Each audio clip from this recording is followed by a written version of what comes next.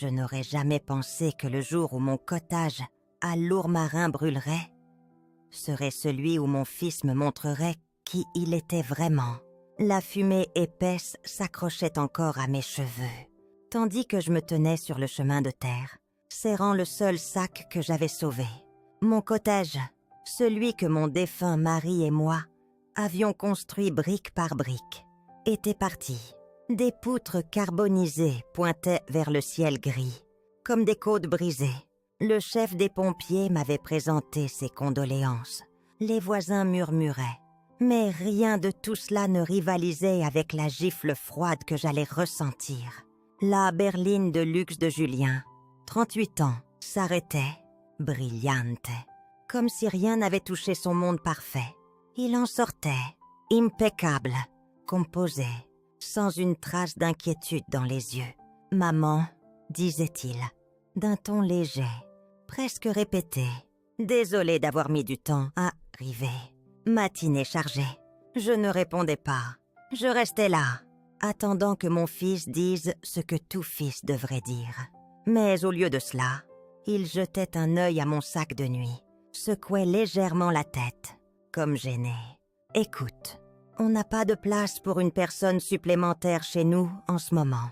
Tu comprends? » « Non, les enfants sont déjà à l'étroit. Isabelle travaille de la maison.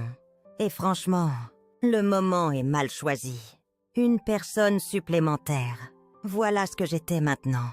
Pas sa mère, pas la femme qui avait essuyé son front fiévreux, économisé pour ses frais de scolarité, soutenu à travers chaque relation ratée, chaque emploi perdu, chaque choix égoïste qu'il avait fait. Non, j'étais une personne supplémentaire. Il n'attendait pas ma réponse, offrait un sourire crispé, aussi nonchalamment que s'il fermait le couvercle d'une poubelle. « Ne t'inquiète pas », ajoutait Julien, glissant dans son ton paternaliste habituel. « L'assurance s'occupera de toi. »« Assurance », le mot résonnait dans ma tête. Et c'est alors que je ressentais le premier déclic. Comme quelque chose se mettant en place, il parlait sans cesse de l'assurance, comme s'il savait déjà ce qui arriverait, comme s'il avait des plans pour un argent pas encore traité. Je le fixais, longuement, durement, me forçant à ne pas scier, à ne pas laisser les larmes gagner. Ce n'était pas juste de l'égoïsme, c'était autre chose, quelque chose de plus froid. Mon fils savait toujours envelopper son avidité de fausse sollicitude. Il recommençait. Je hoche-cache la tête une fois, doucement. « Bien sûr », disais-je platement. « Je vais me débrouiller. » Il affichait un sourire rapide, visiblement soulagé que je ne fasse pas d'esclandre. Puis montait dans sa voiture, partait sans un mot de plus, les pneus crissant sur le gravier humide. Je restais là longtemps, sentant l'air nocturne s'infiltrer dans mes os, sans abri, seul, mais pas vaincu, pas encore. J'en avais fini de mendier des miettes d'affection d'un fils, qui ne voyait en moi qu'un fardeau. Et tandis que le ciel s'éclaircissait au matin, une pensée se cristallisait dans mon esprit. Ce n'était pas un accident. Le pire était que ça aurait pu être évité si facilement. J'avais vécu tranquillement dans ce petit cottage à Lourmarin pendant près de 30 ans. Bernard et moi l'avions acheté ensemble, avant même la naissance de Julien. Ce n'était pas grand-chose.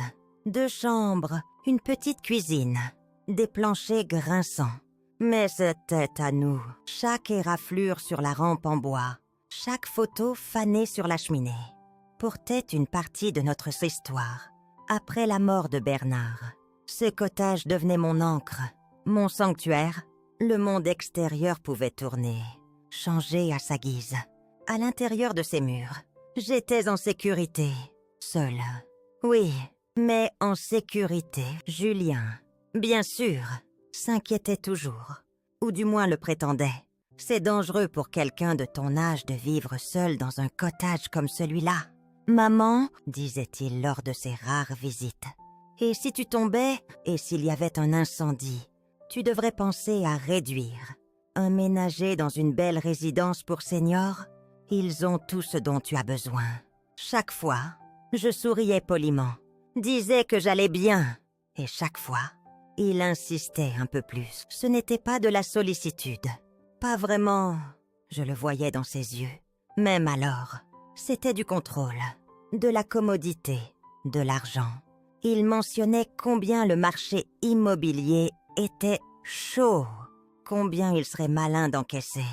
Tant que les prix étaient hauts, il faisait comme s'il essayait de m'aider. Mais je savais mieux. Julien voyait toujours mon cottage comme quelque chose à réclamer. Je le voyais aussi clairement que le jour où je lui donnais ma procuration, après mon opération de la hanche, juste pour des raisons pratiques. Dissions-nous.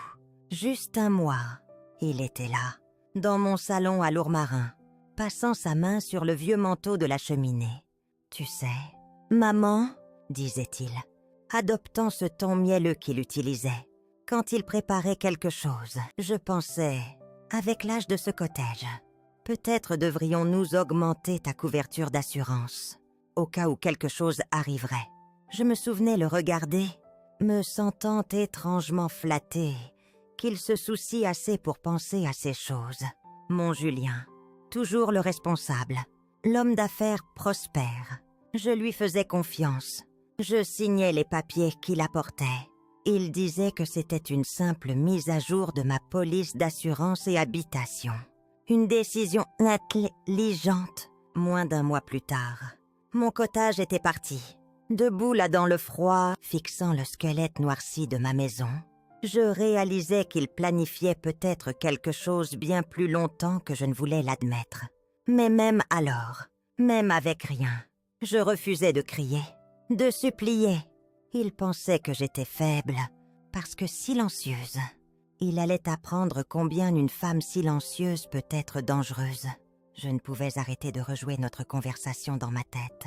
Pas juste l'incendie. Pas juste son refus de m'offrir un abri. La manière dont il souriait, en parlant de l'assurance. C'est juste pour être sûre. Maman, si quelque chose arrivait, je veux savoir que tu serais entièrement couverte. Entièrement couverte. Ces deux mots me hantaient, assise seule dans ma voiture cette première nuit, garée sur le parking de l'épicerie à Lourmarin, où les lumières de sécurité bourdonnaient au-dessus. Mon dos me faisait mal d'essayer de dormir droite sur le siège conducteur, mais mon esprit ne se reposait pas. Chaque mot qu'il disait dans les semaines avant ce désastre se réarrangeait, s'assemblant, comme les pièces d'un puzzle que je ne voulais pas voir. Quand ses soucis avaient-ils cessé d'être réels? L'avaient-ils jamais été? Je pensais au jour où il apportait les nouveaux papiers. Comment il complimentait mon indépendance, riait de ma proactivité à le laisser gérer les polices. En tant que mandataire, comment il faisait comme si c'était une faveur qu'il me faisait, comme tout bon fils ferait. Et moi, comme une idiote, je l'avais remercié. Une vague de honte envahissait mon visage. Même maintenant, j'avais élevé ce garçon. Je savais mieux, je lui avais appris mieux, ou du moins je le pensais. Mais Julien était toujours doué pour faire croire des choses. Charmante, polie, prospère à l'extérieur. Personne ne suspecterait ce que je commençais à suspecter. Le problème était que je n'avais aucune preuve, pas d'évidence. Juste une suspicion tenace qui semblait plus laide à chaque pensée. Et si je le confrontais trop tôt, il nierait, me traiterait de paranoïaque, détournerait, comme toujours. Alors je restais silencieuse, pour l'instant. Le lendemain matin, je rassemblais assez d'argent pour une chambre au motel Le Mas des Oliviers, à Aix-en-Provence. Une nuit à la fois, me disais-je que je pouvais trouver une solution. Mais même en me douchant, en enfilant la seule tenue propre sauvée de l'incendie, une partie de moi calculait déjà, passant en revue les conversations, listant mentalement les noms, traçant les étapes qu'il avait prises, celles que je pouvais encore prendre. Car quelque chose n'allait pas. Et Julien, il était trop calme, trop confiant, comme s'il savait exactement comment ça se déroulerait. Sauf qu'il oubliait une chose. Je n'étais pas une vieille femme sans option. J'avais encore des amis, des ressources, et un avantage qu'il n'avait pas prévu. Je n'avais plus rien à perdre. L'agence d'assurance Méditerranée à Avignon sentait le tapis neuf et le café bon marché. Je m'asseyais en face du jeune agent, un homme poli en costume impeccable, qui jetait des coups d'œil à mon dossier, puis à son ordinateur, puis à moi. Ses doigts tapotaient légèrement sur le bureau, comme s'il décidait combien dire.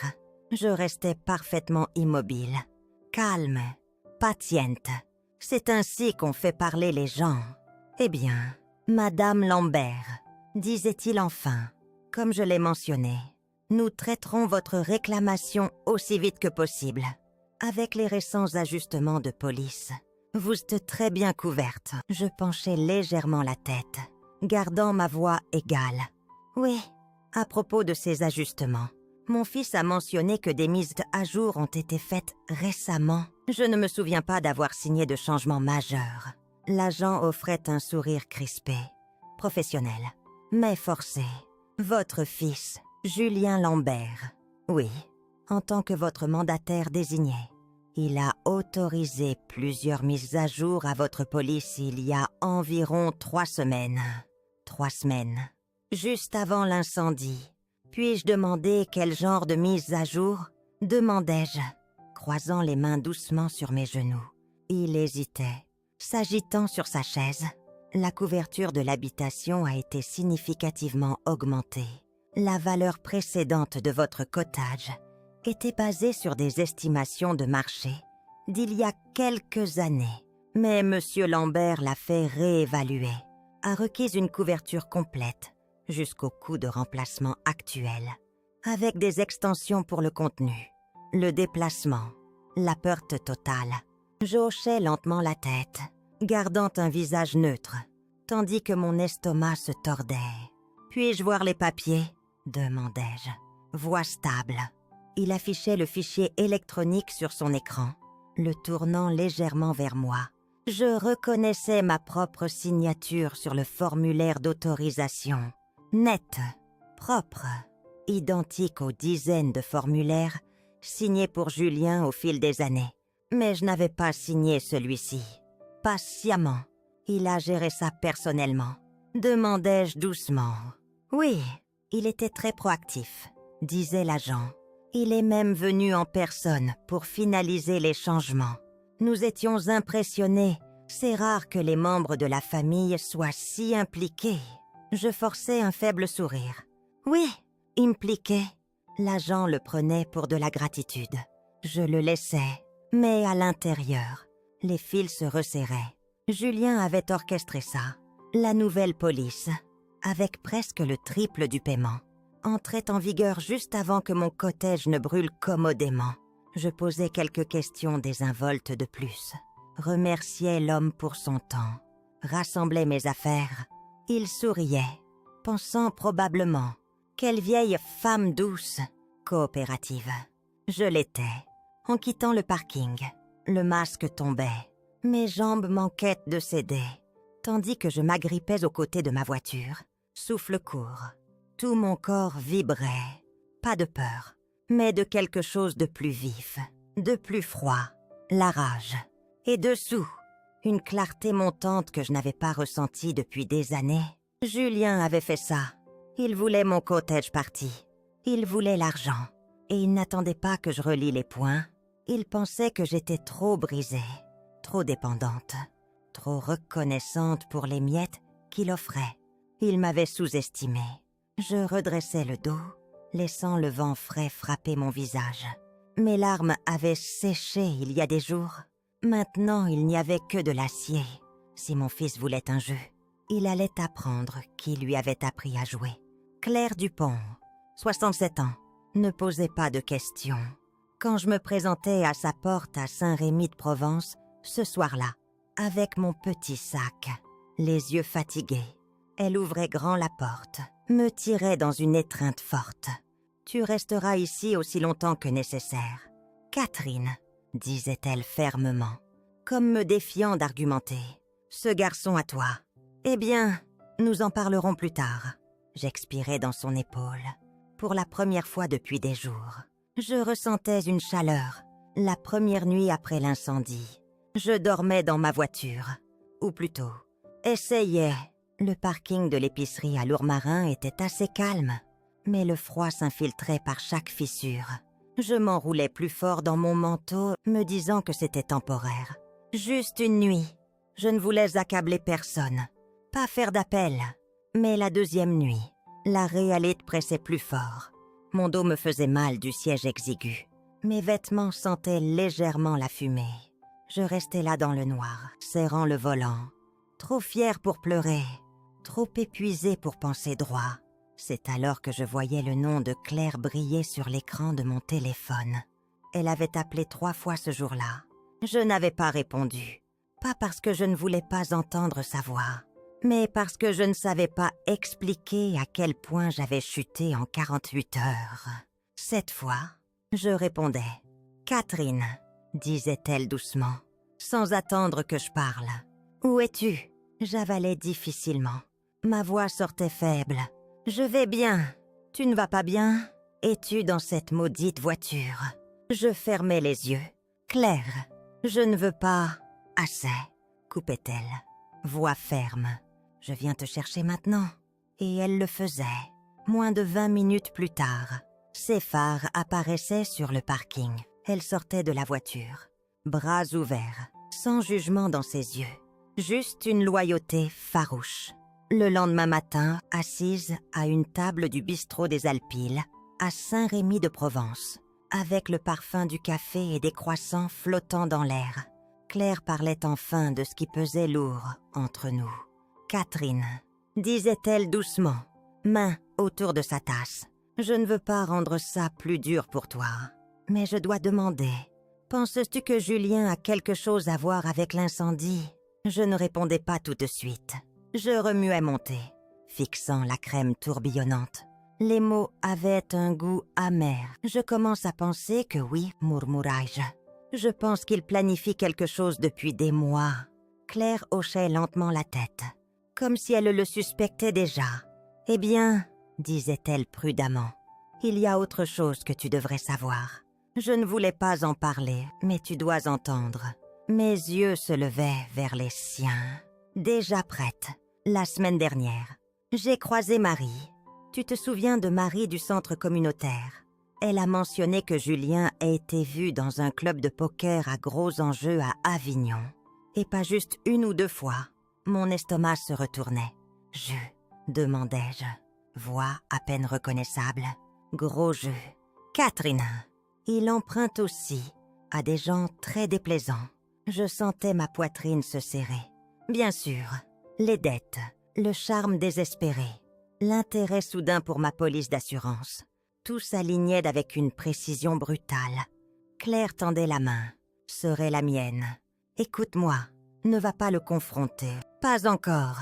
S'il est dans le pétrin, tu n'as aucune idée jusqu'où ça peut aller. Tu dois être intelligente. » J'avalais difficilement, repoussant la piqûre derrière mes yeux.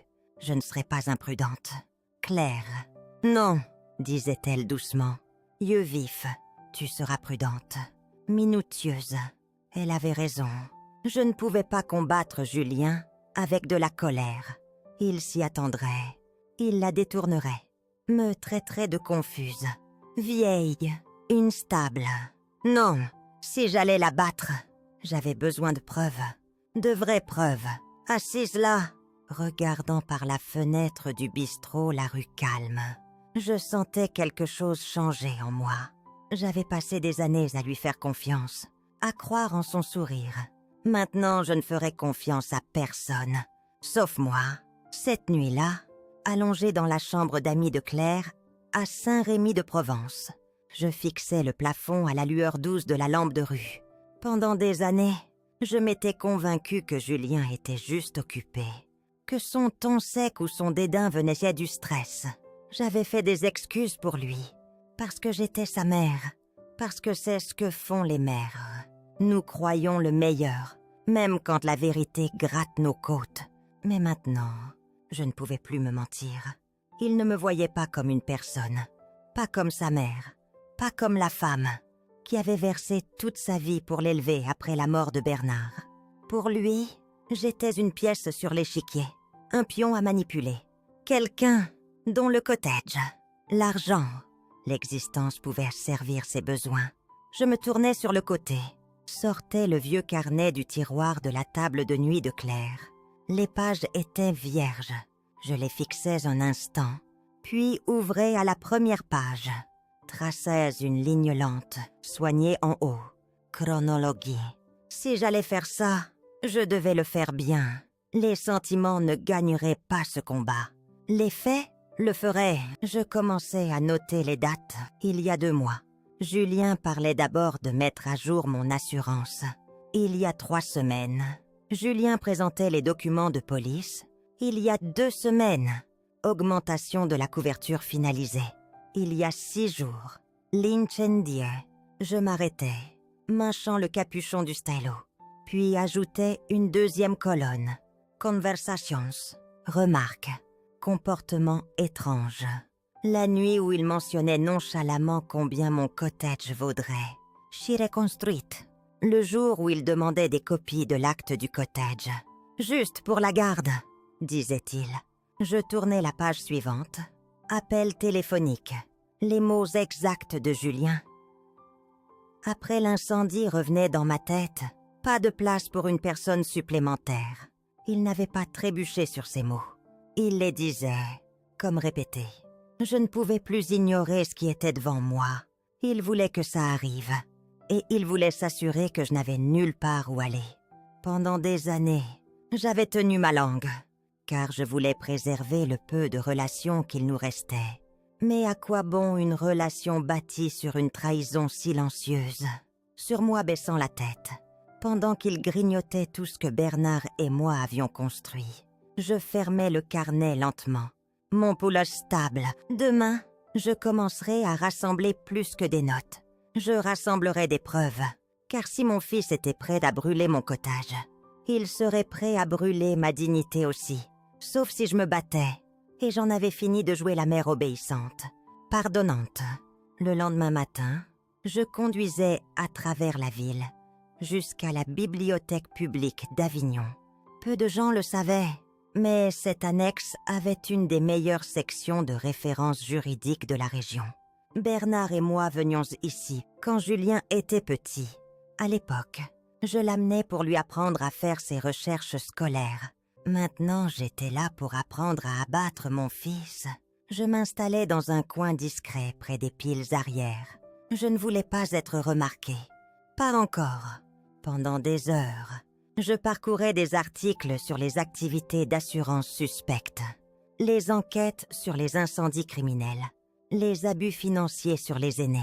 Je lisais des cas judiciaires sur les documents falsifiés, l'abus de procuration. Lentement, mes notes remplissaient plusieurs pages de mon carnet. Un mot revenait sans cesse, motif. Et Julien l'avait. Des tests de jus, obsession immobilière, désespoir déguisé en charme. Mais si je voulais que quelqu'un me croie, surtout la police ou l'assurance, j'avais besoin de plus qu'un motif. J'avais besoin de preuves concrètes, vidéos de surveillance, registres financiers, témoignages. Et pour ça, j'avais besoin d'aide. Il me fallait 2 jours complets pour rassembler assez de courage pour passer l'appel. J'attendais jusqu'à ce que Claire parte pour son club de lecture de l'après-midi. Je ne voulais pas l'entraîner plus loin qu'elle ne l'était déjà. Je trouvais le numéro griffonné sur une vieille carte de visite que Bernard avait glissée dans un de ses livres il y a des années. À l'époque, nous plaisantions sur le fait de ne jamais avoir besoin d'un détective privé. Maintenant, je ne riais pas. Le téléphone sonnait 2 fois, avant qu'une voix calme, mesurée ne réponde. Cabinette Renaud. Monsieur Renaud. Je m'appelle Catherine Lambert. J'ai besoin de quelqu'un de discret. Une brève pause sur la ligne.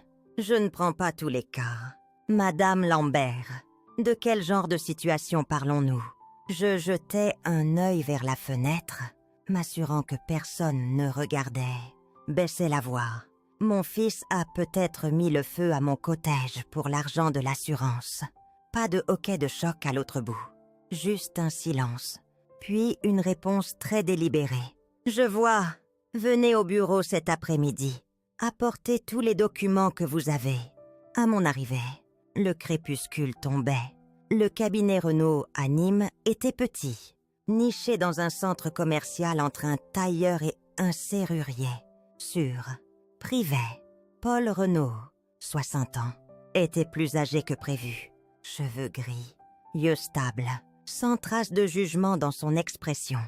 Il me serrait la main fermement, m'invitait à m'asseoir, écoutait attentivement, tandis que je présentais tout.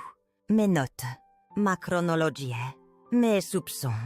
Quand je finissais, il s'adossait, tapotait son stylo sur son carnet. « Vous êtes très minutieuse. Madame Lambert, j'ai eu le temps de réfléchir, » disais-je doucement. Il hochait la tête. « C'est bien, car si votre fils a fait ce que vous suspectez, il a fait des erreurs. Ils le font toujours. Cette nuit-là, en rentrant chez Claire sous les lumières de rue, je ressentais une lueur de quelque chose que je n'avais pas senti depuis des jours. Le contrôle. Je n'étais plus la victime attendant d'être sauvée. Je préparais mon offensive. Julien avait allumé cet incendie, mais je serais celle qui le finirait. 3 jours plus tard, Paul appelait. « J'ai quelque chose, » disait-il simplement. « Pouvez-vous me rencontrer ?» J'étais là dans l'heure. Son bureau sentait légèrement le café. Le papier, une sensation familière, ancrée dans la tempête de ma vie. Il ne perdait pas de temps avec des amabilités. Glissait un dossier sur le bureau vers moi. « Votre fils n'était pas prudent, » disait-il doucement. « Pas du tout. » Mon cœur battait en ouvrant le dossier. Des danses, des photocopies, registres bancaires, documents d'assurance, capturés de surveillance, morceau par morceau. Le puzzle se révélait. Paul pointait la première page. « Voici la mise à jour de la police d'assurance.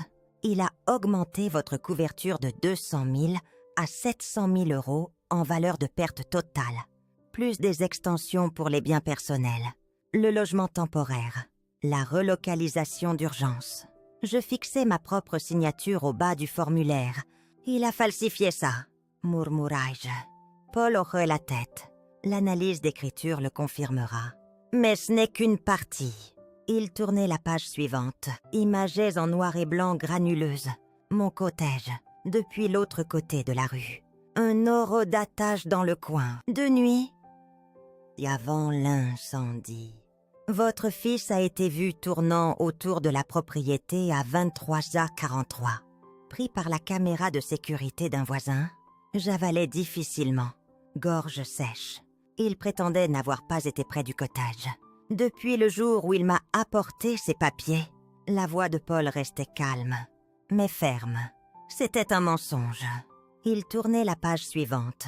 Transaction par carte de crédit dans les semaines avant l'incendie. Votre fils a contracté plusieurs prêts à court terme. Accumulé des dettes de jeux substantiels. Plus de 80 000 euros de pertes nouvelles dans des clubs de poker privés à Avignon. Les mêmes clubs dont votre amie Claire a entendu parler. Je sentais mon estomac se pétrifier. Je suspectais, mais le voir en noir et blanc, c'était comme être frappé encore et encore. Paul marquait une pause. Ton plus doux. Nous pourrions regarder plus qu'un problème d'assurance. Quelque chose d'aussi sérieux qu'un incendie criminel. Et même une exploitation d'aînés. Je fermais brièvement les yeux, stabilisant mon souffle. Je ne pouvais pas me permettre de craquer. Pas ici. Pas maintenant. Ça suffira, demandai-je. Il hochait la tête. C'est plus que suffisant pour ouvrir une enquête. Mais si vous voulez porter plainte complète, nous devrons être prudents. Une fois que nous transmettrons, ce ne sera plus discret. J'ouvrais les yeux, le regardais droit. Il m'a rendu sans abri. Disais-je, voix vive, mais calme. Il a utilisé ma confiance, mon nom, ma vie. Paul hochait la tête. Alors finissons-en. Je quittais son bureau ce soir-là, sentant une étrange stabilité. Le chagrin s'était évadé. Ce qui restait était plus froid. De la clarté. 2 jours plus tard, Julien appelait. Sa voix, douce et confiante, flottait à travers le téléphone. comme si rien ne s'était passé. « Salut, maman, disait-il, toute charme désinvolte, juste pour vérifier. J'espère que tu t'installes bien. Je sais que ça a été dur depuis. Eh bien, toute. » Je pressais le téléphone plus fort contre mon oreille, forçant une ton léger. « Oh, Julien, c'est très gentil de ta part. Je me débrouille. » Il riait, jouant le fils inquiet. « Bien, bien. Je savais que tu le ferais. Tu es forte. Et hey, le paiement de l'assurance devrait être traité bientôt. Ça rendra les choses plus faciles. J'ai été en contact avec l'expert personnellement, m'assurant que tout avance. Bien sûr. Pensais-je, tu veux chaque centime. C'est très attentionné. Chérie, disais-je doucement, j'ai tant de chance de t'avoir pour veiller sur moi. Les mots avaient un goût d'acide, mais je gardais ma voix chaude, le laissant penser que j'étais encore aveugle, confiante, la même vieille mère, qui ne le questionnait jamais. Il s'éclaircissait la gorge, baissant la voix, glissant dans ce ton familier qu'il utilisait, quand il voulait sembler responsable. En fait, maman, je pensais, une fois le chèque encaissé, peut-être qu'on pourrait parler d'investir. Tu sais, transformer une mauvaise situation en opportunité à long terme. Je souriais, bien qu'il ne puisse le voir. « Oh » demandai-je légèrement. « Quel genre d'opportunité ?» « Eh bien, il y a un développement de condos à Marseille, phase de préconstruction.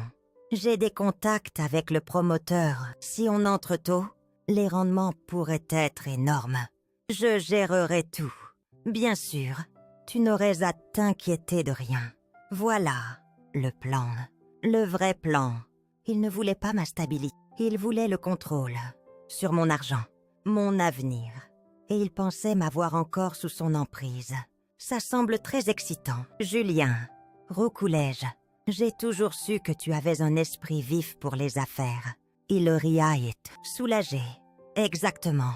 Disons-le, tu n'as plus vraiment besoin d'un cottage. Tu peux rester chez Claire un peu plus. Et une fois que l'investissement paye, on s'assurera que tu sois confortable pour des années. » Je laissais échapper un doux soupir. « Tu sais toujours ce qui est mieux, mon chéri. » Il gobait tout, si sûr de lui, certain que je n'avais rien compris. Mais en parlant, je regardais le dossier de Paul ouvert sur la table de cuisine de Claire. Je passais mes doigts sur les photos, les signatures falsifiées, les images de surveillance. Ce n'était plus juste mon combat. Les détectives avaient déjà commencé leur enquête, rassemblant discrètement plus. Les pièces bougeaient. Julien ne le savait pas encore. Je jouerais mon rôle parfaitement, jusqu'à ce que le piège soit posé. Car s'il y avait une chose que mon fils avait sous-estimée plus que ma patience, c'était ma capacité à apprendre de lui. Il m'avait manipulé pendant des années. Maintenant, c'était mon tour de le manipuler. Les jours passaient tranquillement, mais sous ce calme, les choses bougeaient. Non. Paul me tenait informé avec des appels brefs, mesurés, le genre d'homme qui ne parlait que quand il y avait quelque chose à dire. « Tuyau anonyme soumis à l'unité des crimes financiers ce matin, » me disait-il un soir. « Nous avons joint votre documentation, mais gardez votre nom hors pour l'instant. Les détectives sont intéressés. » Je le remerciais. Voix stable. À l'intérieur, je ressentais quelque chose de plus fort que le soulagement, de l'élan. Julien, pendant ce temps, restait béatement ignorant. Ses appels venaient régulièrement maintenant, pleins de charme, de manipulation voilée. Il me mettait à jour sur combien la paperasse d'assurance était compliquée, combien j'avais de la chance qu'il s'en occupe, combien tout cela était épuisant pour lui. Honnêtement, maman, tout ça a été un cauchemar, soupirait-il lors de notre dernier appel. Mais tu n'as pas à t'inquiéter. Je gère tout. Laisse-moi finaliser avec les experts. Et une fois le chèque encaissé, on avancera avec le plan d'investissement. Je mordais la bile montant dans ma gorge, souriais dans le combiné. Je ne sais pas ce que je ferais sans toi, Julien. Il riaillit, c'est à ça que sert la famille. Je faillis rire de l'absurde. La famille était censée être celle sur qui s'appuyer. Quand votre cottage brûle, pas celle qui allume l'allumette. Mais je ne laissais rien paraître. Ma voix restait chaude, reconnaissante, comme il l'aimait, comme il l'attendait, car je n'étais pas prête à révéler mon jeu. Pas tant que les autorités n'étaient pas en place, pas tant que chaque preuve n'était pas verrouillée. Entre-temps, je m'assurais de jouer mon rôle.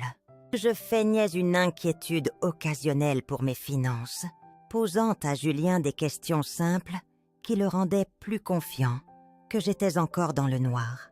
Je le laissais expliquer chaque étape de la réclamation d'assurance, en détail excruciating, nourrissant son illusion de contrôle. Et pendant qu'il parlait, l'enquête de Paul avançait discrètement dans coulisses. Claire regardait tout cela se dérouler avec une fierté discrète, féroce. Autour d'un thé du soir, elle secouait la tête, voix basse. Il ne sait vraiment pas à qui il a affaire. N'est-ce pas? Non, murmurai-je. Vraiment pas. Il fut un temps, pas si lointain, où j'aurais craqué, où j'aurais supplié pour son amour, pleuré pour son approbation. Mais plus maintenant. Je n'avais pas peur de le perdre. Pas après avoir réalisé que je ne l'avais jamais vraiment eu.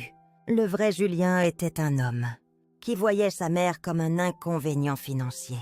Une étape, inutile. Et les outils, une fois cassés, sont jetés. Eh bien, je n'étais pas cassée. Pas plus. Ça me frappait pleinement une nuit, longtemps après que Claire soit couchée, assise seule à sa table de cuisine. Mon carnet ouvert devant moi, le faible bourdonnement du réfrigérateur, emplissant la pièce silencieuse.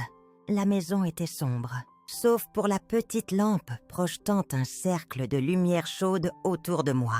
Ce n'était plus à propos de l'assurance, même pas de l'argent, c'était de la confiance, de la trahison, de mon fils debout, calmement devant mon cottage brûlé, sachant exactement ce qu'il avait fait, et me regardant dans les yeux, mentant à travers ses dents parfaites.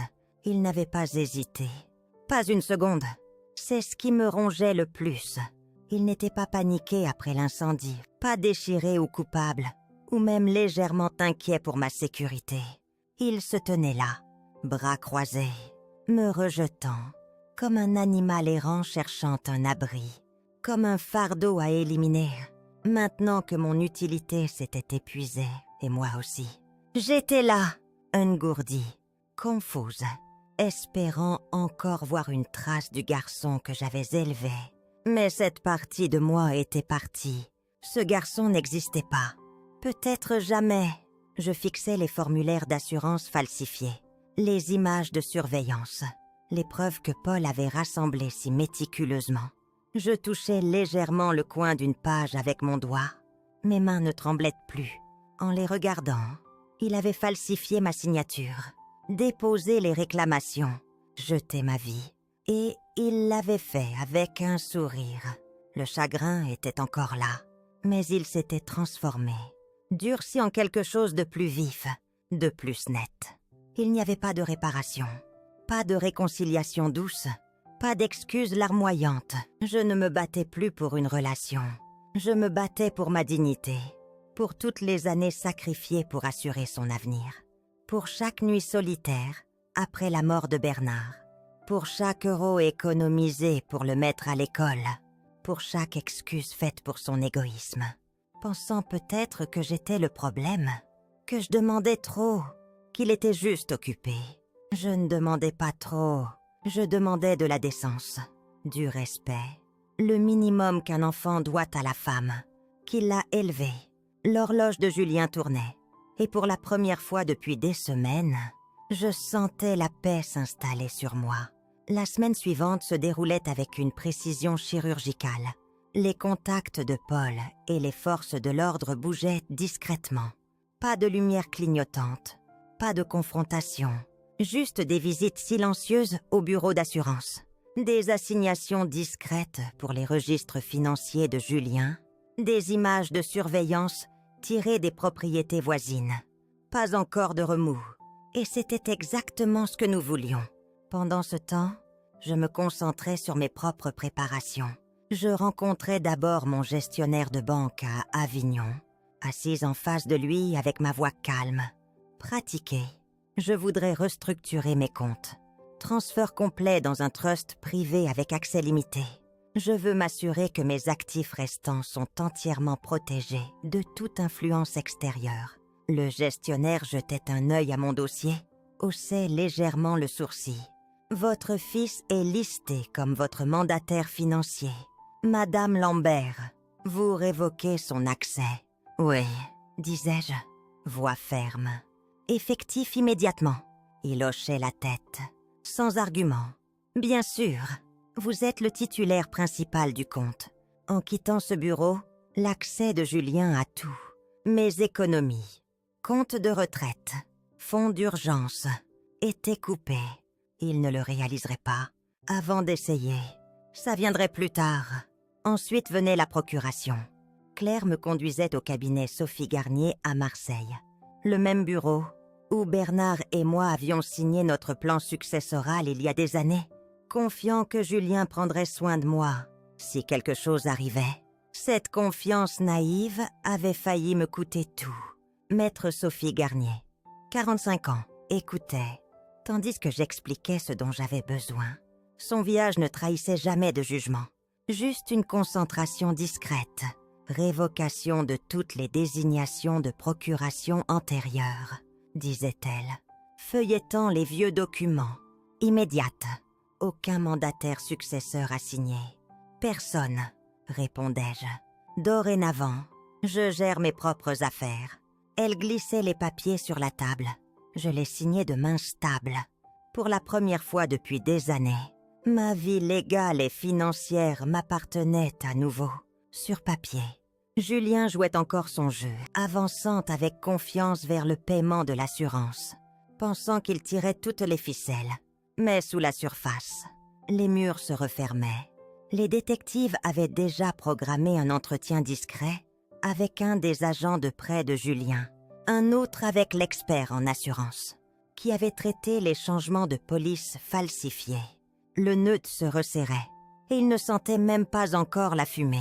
C'était la partie presque cruelle, combien il était encore totalement ignorant. Mais je savais mieux que de ressentir de la pitié. Il voulait que ce soit propre, simple. Il pensait que brûler mon cottage serait un raccourci vers de l'argent facile. Il comptait sur moi pour plier sous la pression, reconnaissante pour les miettes qu'il me tendait, pendant qu'il empochait le reste. Au lieu de cela, il avait réveillé quelque chose en moi qu'il n'avait jamais vraiment compris. Je n'étais plus juste sa mère, j'étais son jugement. Tandis que Claire nous ramenait cet après-midi-là, elle jetait un œil, voix basse. « Tu es prête pour ça, n'est-ce pas ?» Je souriais doucement, voix calme. Je n'ai jamais été plus prête. Car ce n'était plus de la survie, c'était la guerre. L'arrestation se passait un jeudi matin. Je ne le voyais pas de mes propres yeux. C'était intentionnel.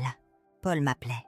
Juste quand la première lumière passait par la fenêtre de la cuisine de Claire, « C'est fait », disait-il doucement. Je fermais les yeux un instant, respirant régulièrement. Comment l'a-t-il pris ? Il ne l'a pas vu venir. Les détectives l'ont rencontré à son bureau à Aix-en-Provence.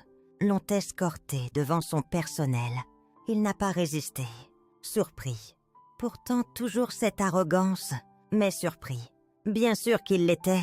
Julien était devenu trop confiant dans son jeu, trop sûr de son contrôle. Il croyait vraiment que j'étais encore bien rangée, silencieuse, dépendante, naïve. Il ne réalisait pas que pendant qu'il tournait, je préparais discrètement mes propres mouvements. La voix de Paul s'adoucissait. Ils l'ont face à plusieurs accusations. Inconduite financière, documents falsifiés, maltraitance d'une personne âgée. Et maintenant, avec les images de surveillance le plaçant près de la propriété avant l'incendie, les enquêteurs de l'unité incendie s'impliquent. Bien, murmurai-je, qu'ils creusent aussi loin qu'ils veulent. Dès l'instant où ils falsifiaient mon nom, Julien avait tracé ce chemin.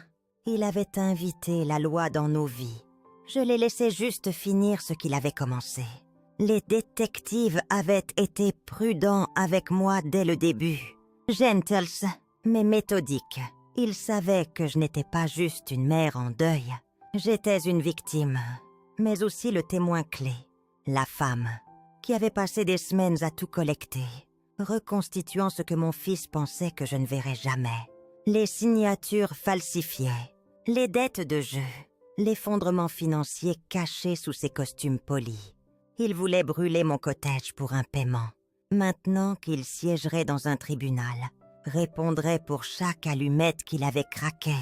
Claire me versait une tasse de thé fraîche, m'observant discrètement, assise à sa table de cuisine. Elle ne disait pas grand-chose. Elle n'avait pas besoin.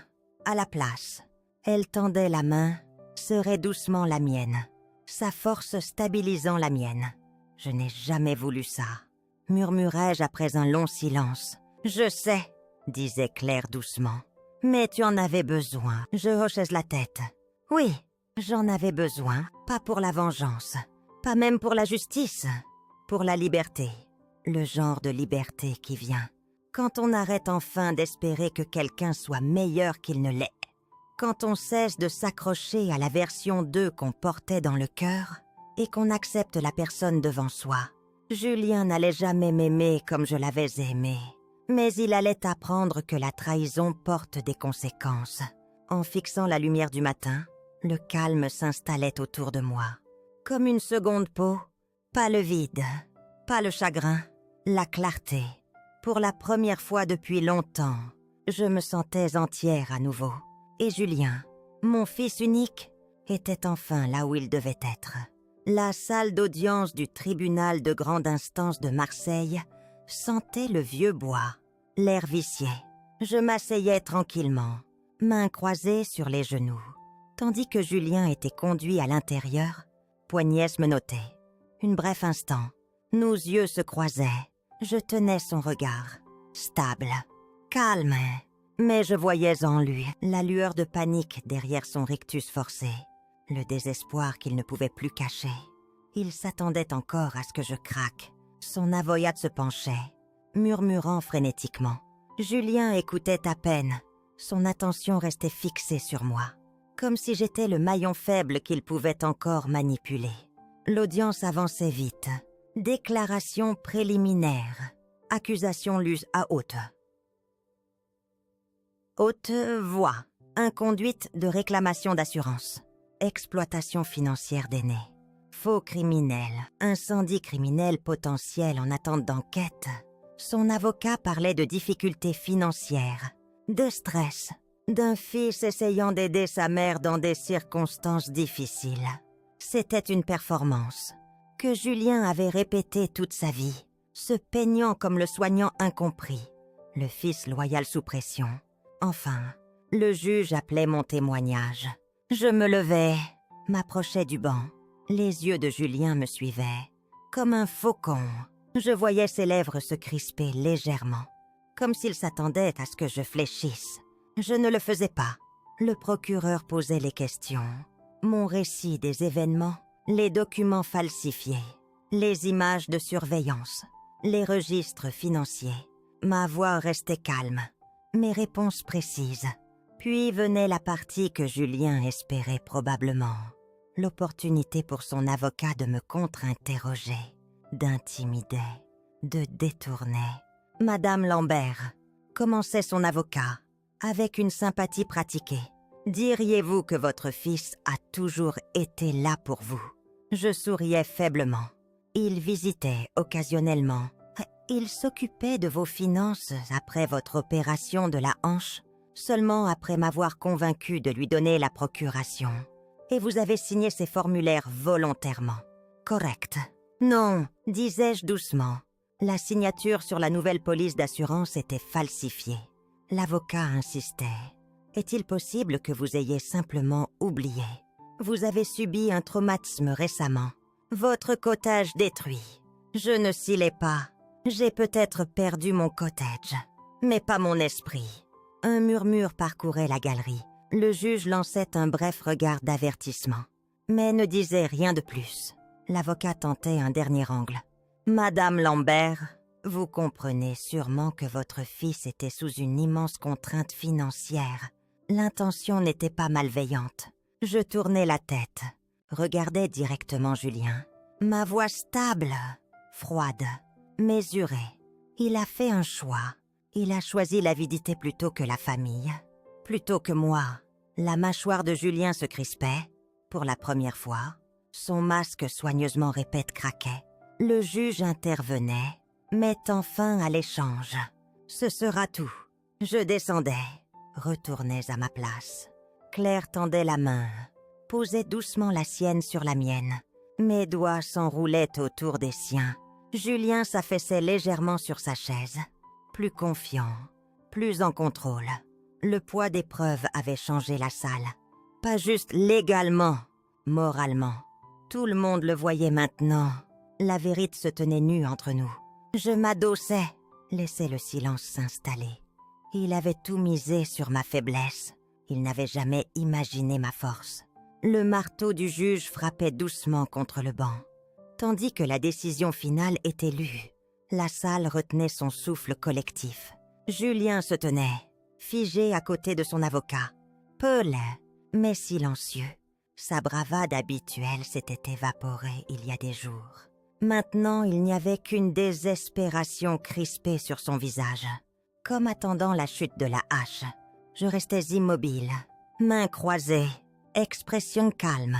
J'avais demandé ce résultat, discrètement, en privé.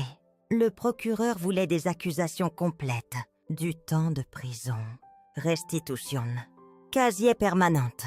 Mais j'avais parlé avec le procureur au préalable. J'avais été claire. Je veux qu'il soit tenu responsable, mais pas détruit. Car au fond, Julien n'était pas un monstre. C'était un lâche. Un homme qui s'était perdu en courant après l'avidité. Les solutions faciles. Et autant qu'il m'avait trahi, autant que ses actions avaient brûlé le cottage construit avec son père. Je ne laisserai pas mon fils pourrir en prison pour le reste de sa vie. Le juge s'éclaircissait la gorge, voix ferme, mais pas méchante. Le tribunal trouve le défendeur responsable. Cependant, après avoir considéré le témoignage de la victime, sa demande pour une approche différente de la sentence et l'aveu complet du défendeur, je choisis d'émettre une sentence modifiée. La tête de Julien se relevait vivement. Même son avocat semblait momentanément surpris. Le juge continuait. Le défendeur renoncera à tous les gains financiers liés ou à la fausse réclamation d'assurance. Le cottage familial et tout actif connexe utilisé pour couvrir les dettes de jeu seront saisis pour restitution, transférés à la victime. Je ne réagissais pas. Je savais déjà que le cottage, celui qu'il voyait autrefois comme son prix, m'appartenait à nouveau légalement. Quant à la sentence, poursuivait le juge, le défendeur ne purgera pas de peine de prison. À la place, il complétera 2 ans de service communautaire obligatoire à la résidence assistée Les Oliviers à Avignon. Travail de soins aux aînés à temps plein, supervisé, non rémunéré, avec des évaluations régulières. La bouche de Julien s'ouvrait légèrement, mais il ne disait rien. La voix du juge s'adoucissait. Vous avez tenté de profiter de ceux en position vulnérable. Monsieur Lambert, maintenant vous servirez ceux que vous avez essayé d'exploiter. Pas d'applaudissements, pas de hoquet, juste une finalité discrète qui s'installait dans la salle. Je laissais mes yeux croiser les siens, une dernière fois. Il me fixait, une certaine, embarrassée, et enfin, petite. Il était entré dans ce tribunal, convaincu qu'il pourrait s'en sortir par la parole. Comme toujours, mais le charme n'avait plus de prise ici. Plus maintenant. Après la fin de la session, les gens sortaient discrètement. Claire serrait doucement mon bras. « Tu lui as donné de la grâce », murmurait-elle. J'expirais, stable, mais fatiguée. Je lui ai donné une chance. Julien était escorté par l'huissier. Sans menottes maintenant, mais pas plus libre qu'avant. Il ne regardait pas en arrière. Pour la première fois depuis des mois, le poids sur ma poitrine se levait enfin. J'avais tout repris. pas par la colère ou la vengeance, mais par la force. Et par cette force, je trouvais enfin la paix. Les jours suivants, la sentence passait tranquillement. Mais les effets se propageaient vite. Le condo de Julien à Aix-en-Provence, dont il se vantait si souvent, était vidé en une semaine. Après que ses comptes étaient gelés, dans le cadre de l'enquête, la banque reprenait ce qui restait. Les meubles haut de gamme, la voiture en leasing, les costumes de designer, toutes parties. Isabelle ne restait pas même un au revoir poli. Elle partait avec ses parents le matin après le verdict, retournant à leur communauté fermée. Comme si Julien n'avait jamais fait partie de son monde. Leur mariage avait toujours été bâti sur les apparences. Sans la richesse ou le statut, il ne restait rien pour le tenir ensemble. Quant à ses soi-disant amis, les partenaires d'affaires, le cercle social du club de poker à Avignon, ils disparaissaient eux aussi. Dès que son nom était lié à l'enquête, leur loyauté s'évanouissait. C'est souvent ainsi avec les gens attirés par l'image de quelqu'un plutôt que son caractère. Julien, il allait travailler. La résidence assistée les Oliviers à Avignon n'était pas glamour. Pas la vie qu'il imaginait pour lui, mais c'était un travail significatif, difficile, qui le mettait face à des gens qu'il négligeait autrefois. Chaque jour, il aidait les résidents âgés avec leurs besoins quotidiens. Assistante pour les repas, la mobilité, l'habillement, les soins. Il changeait les draps, nettoyait les chambres, servait les repas avec des mains discrètes à des gens qui lui rappelaient, moment par moment, les erreurs qu'il avait faites. Je ne visitais jamais, pas par colère, mais parce qu'il n'y avait plus rien à dire. Ma part était finie. Quant à moi, je passais discrètement à un nouveau chapitre. La ville me fournissait un petit appartement confortable via un programme de restitution à Avignon. Simple, sûr, et mien. Mes finances étaient entièrement sous mon contrôle maintenant. Le cottage qu'il avait autrefois essayé de réclamer était vendu. Les profits placés en sécurité dans un trust à mon nom seul. Pour la première fois, depuis le décès de Bernard, j'étais vraiment libre, sans dette, sans obligation, et ne portant plus le poids d'un fils que j'avais passé trop d'années à essayer de sauver à mes dépens.